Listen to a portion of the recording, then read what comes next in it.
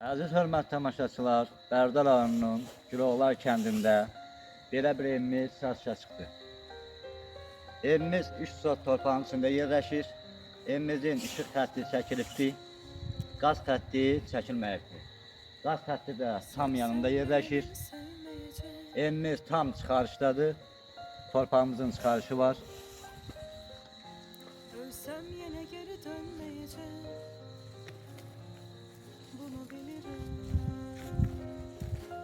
Kimler Bura evimizin bize ön hissəsidir.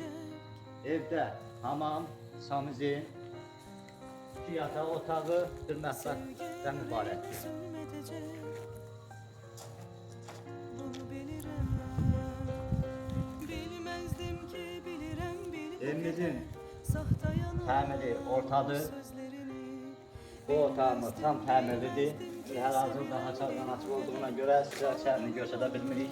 Çek gözlerini. Bu otaqda təmirə ehtiyacı var. Bilmezdim ki bilirim. Bilip Evimiz qurğumuz aborun içindədir. Bilmezdim ki sevilen Evimizin yerdən çıxma suyla təsvir olunub. Göyler tökse lisanını yansa yanır. Evimizə içməli su da daxil olunub.